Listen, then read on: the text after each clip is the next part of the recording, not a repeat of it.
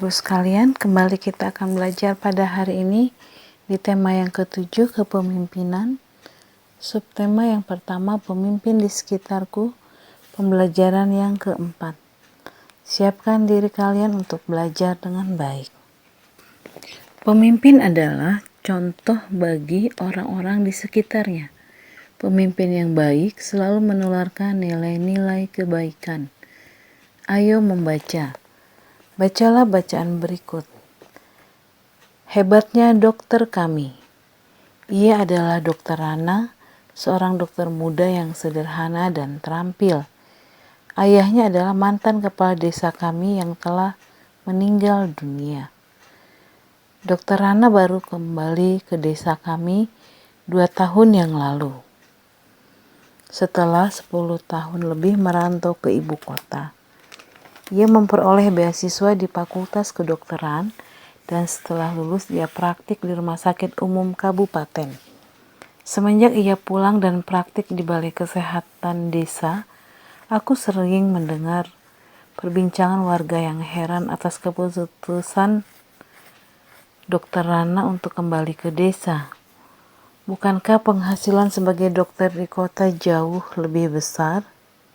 Kepada ayahku, Dokter Rana bercerita bahwa cita-citanya menjadi dokter dulu muncul karena melihat kesadaran hidup sehat masyarakat desa yang sangat rendah. Sungai dipakai untuk mandi, mencuci, dan membuang hajat, lalu airnya dikonsumsi. Hasil bumi dan peternakan tidak dimanfaatkan untuk membentuk pola makan sehat. Warga lebih suka menjualnya ke kota dan uangnya dipergunakan untuk membeli makanan instan. Selama praktik di kota, Dokter Rana terbayang terus kondisi desanya. Ia merasa bahwa seharusnya ilmu yang dimilikinya sebagai seorang dokter dapat bermanfaat untuk kampung halamannya sendiri. Jadi Pak Andri, saya ini pulang untuk memenuhi niat saya ketika menerima beasiswa, yaitu mensejahterakan warga desa tempat saya lahir dan dibesarkan, ujar Dokter Rana pada ayahku. Sejak pulang, Dokter Rana memang aktif membina para remaja dan keluarga muda. Ia memberikan penyuluhan tentang pentingnya mencuci tangan, memasak air, pola makan sehat, dan imunisasi. Baginya generasi muda adalah perantara terbaik untuk menyampaikan misi meningkatkan kesadaran hidup sehat masyarakat desa.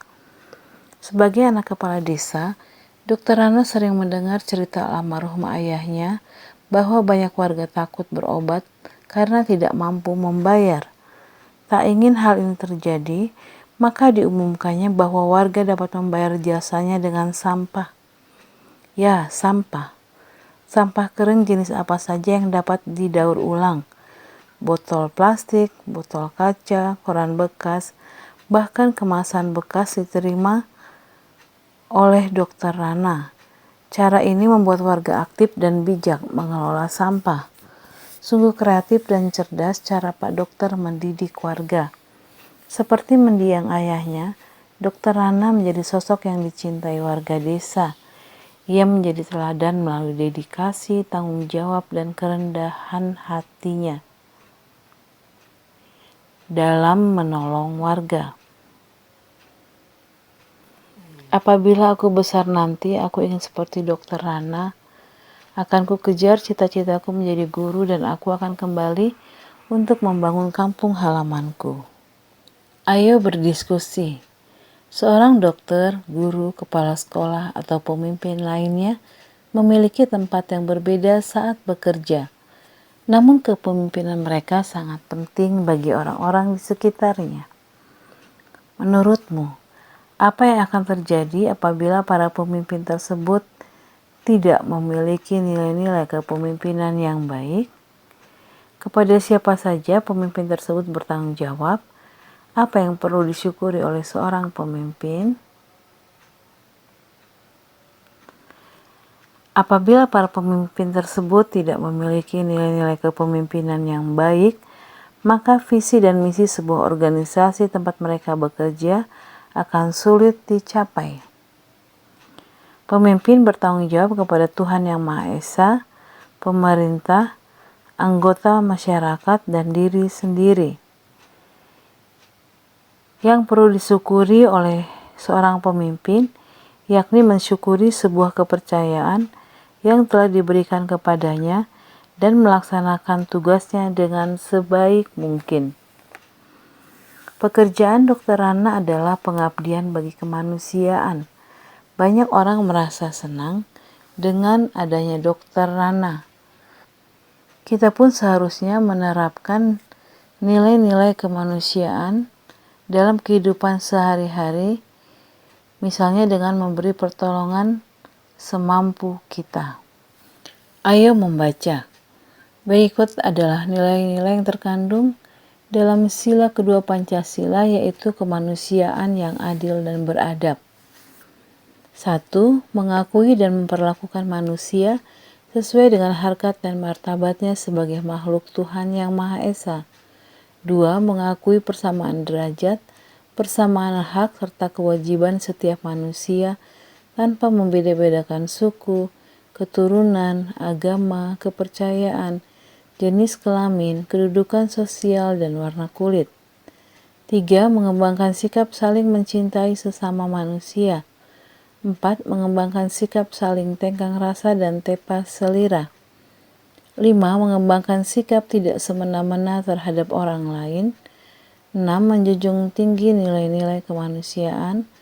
7. Gemar melakukan kegiatan kemanusiaan. 8. Berani membela kebenaran dan keadilan. 9. Mengembangkan sikap saling menghormati dan bekerja sama dengan bangsa lain. Ayo menulis. Berikanlah contoh penerapan nilai-nilai kemanusiaan itu dalam kehidupanmu sehari-hari. Contoh penerapan nilai-nilai kemanusiaan dalam kehidupan sehari-hari diantaranya menjenguk teman yang sakit, bekerja sama, dan memberikan pertolongan semampu kita kepada korban bencana alam. Apa pendapatmu mengenai pelaksanaan nilai-nilai kemanusiaan di lingkungan sekitarmu? Pelaksanaan nilai-nilai kemanusiaan di lingkungan sekitarku sudah berjalan dengan baik. Contohnya, semua warga hadir ketika ada kegiatan gotong royong membersihkan saluran air. Salah satu penerapan nilai kemanusiaan adalah bekerja sama dengan negara lain. Bagaimana bentuk kerjasama negara kita dengan negara-negara ASEAN dalam bidang politik? Ayo mencoba. 1. Carilah informasi mengenai peristiwa-peristiwa berikut. Carilah dari buku-buku referensi. 2. Dari informasi yang kamu kumpulkan, buatlah laporan mengenai peran Indonesia dalam bidang politik di ASEAN. KTT 1 ASEAN di Bali tanggal 23 sampai 24 Februari 1976. KTT 1 ASEAN di Bali merupakan KTT atau konferensi tingkat tinggi pertama yang diadakan negara-negara anggota ASEAN. Satu dari beberapa hasil dari KTT pertama tersebut adalah pembentukan Sekretariat ASEAN yang berkedudukan di Jakarta, Indonesia. Peran Indonesia menjadi penyelenggara KTT ASEAN, Jakarta menjadi pusat Sekretariat ASEAN. Indonesia terpilih menjadi Sekretaris Jenderal ASEAN. Kerjasama antar parlemen di ASEAN. Keterangan ASEAN Interparliamentary Organization atau AIPO adalah badan yang didirikan untuk meningkatkan kerjasama antar parlemen negara-negara ASEAN. Peran Indonesia mengusulkan pembentukan kerjasama antar parlemen pada tahun 1974. Indonesia bersama Thailand, Filipina, Singapura, dan Malaysia resmi mendirikan kerjasama antar parlemen pada tahun 1977. Pertemuan 44 Menteri Luar Negeri ASEAN tanggal 19 Juli 2011. Keterangan pertemuan ke-44 Menteri Luar Negeri ASEAN ialah pertemuan para Menteri Luar Negeri negara-negara yang menjadi anggota organisasi ASEAN yang dinamakan dengan Annual Ministerial Meeting. Pertemuan ini diadakan setahun sekali dan mengambil tempat di negara-negara ASEAN secara bergiliran. Pada pertemuan ke-44 yang dilaksanakan di Bali, membahas tentang pembentukan Institut Perdamaian dan Rekonsiliasi atau ASEAN Institute for Peace and Reconciliation. Aksesi Brazil terhadap Traktat Persahabatan dan Kerjasama, implementasi deklarasi tata perilaku pihak-pihak di Laut Cina Selatan, pengembangan komunitas ASEAN, implementasi piagam ASEAN, dan rencana pembentukan visa bersama ASEAN. Peran Indonesia sebagai negara penyelenggara. Pada pembelajaran 3, kamu telah mengidentifikasi hal-hal pokok dalam teks pidato. Bersama kelompokmu, carilah satu teks pidato. Selanjutnya, identifikasilah hal-hal pokok dalam pidato tersebut. Ingatlah untuk selalu menuliskan kosakata dalam bentuk baku. Demikianlah pembelajaran yang dapat Ibu sampaikan pada hari ini. Semoga anak-anak Ibu memahaminya. Tetap semangat belajar di rumah. Salam sehat.